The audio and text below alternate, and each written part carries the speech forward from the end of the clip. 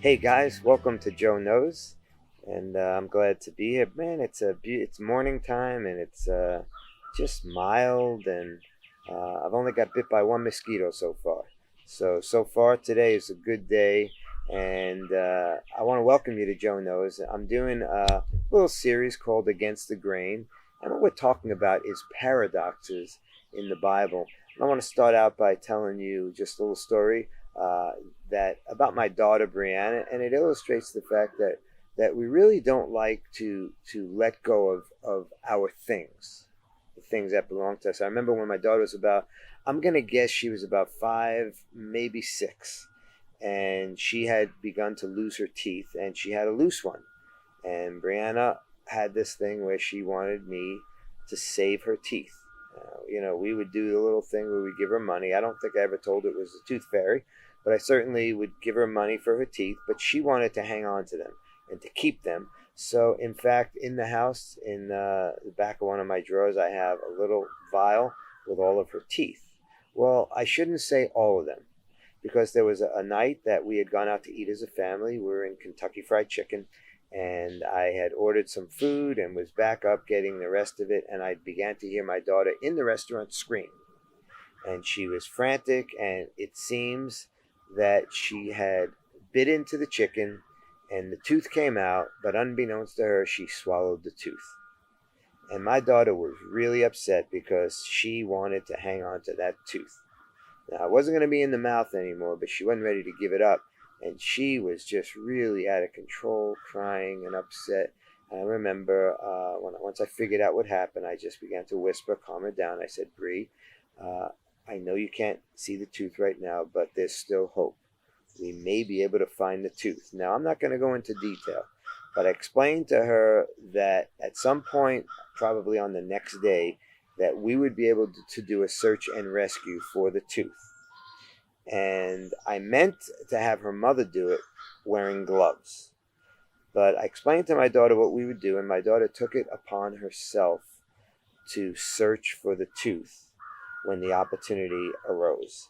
And I remember she came out to see me. I was in the house, and she just came out and said, Dad, I couldn't find the tooth. I immediately knew what had happened, and I immediately panicked and demanded that she put her hands in the air and not touch anything, especially me.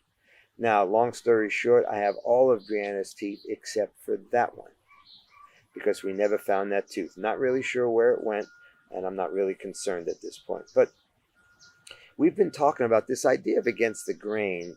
It really involves paradoxes, things that seemingly contradict but are actually true.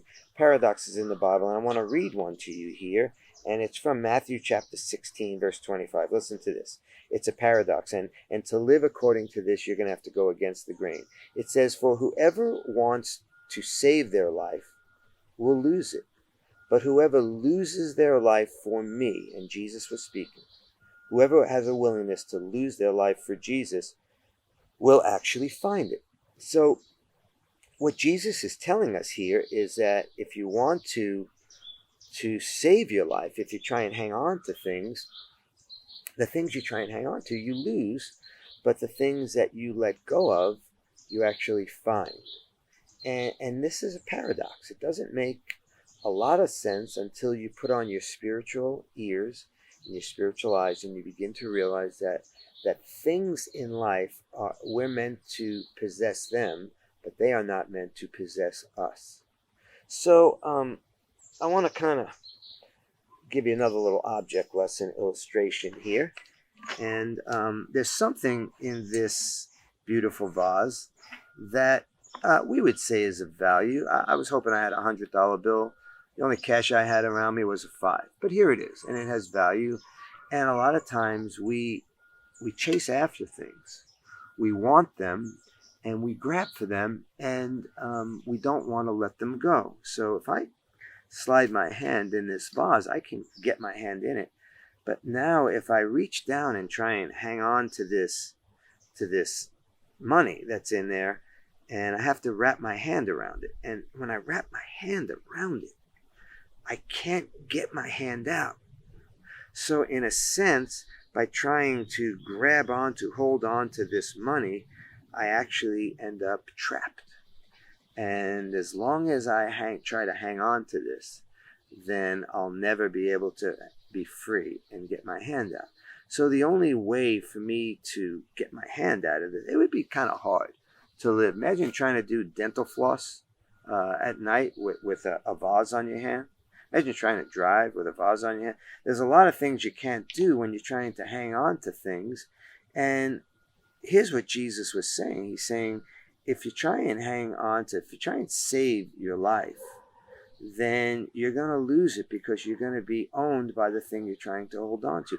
But if you would let go of whatever it is that you're grabbing onto, you can have your life again, and then oftentimes God will give you the very thing that you're grabbing for.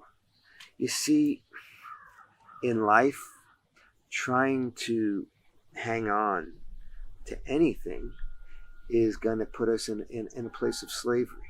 So maybe it's a job you want, maybe it's a level of financial success, maybe it's a relationship. Maybe you're saying, well, I just need to be in the right relationship. I want to get married, or I want this, or I want that. Whatever it is, if you will be willing, the way to get the things that you really desire in life is to be willing to lose everything for the sake of Jesus.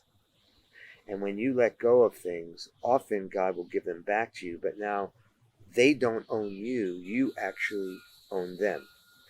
And it even has to do with our earthly lives. We live in a time and in a country where we can pretty much figure out ways to keep people going, keep people alive. And a lot of us, we want to do that. We want to stay alive, and we can't even imagine the thought of our lives ending. So we're trying to hang on to our earthly life. And we're trying to live and to survive as long as we can. And even though I think God gives us the will to live, and it's a good thing, when we're consumed by that, we cease being able to even enjoy the life we have. So when you and I live, even with our lives, in a way that says, Lord, I'm going to take my life, I'm going to live my life, but I'm going to be willing to let it go whenever it is that you call me to. And when we're willing to lay down even our lives for the one who is the author of giving us all things, then we actually get to live life the way it was meant to be. We get to relate to possessions the way they're supposed to be related to, and we get to live a life of freedom. So let me just read this again because I like it. For whoever, let me read it from the New Living Translation. If you try to hang on to your life, you will lose it. Even while you have it, you'll lose it. But if you give up your life for my sake, you will save it, and you will find it, and you will enjoy it to the fullest extent. So this is, to live this way, you've got to go against the grain, don't you? These are paradoxes from the Bible, but they're true.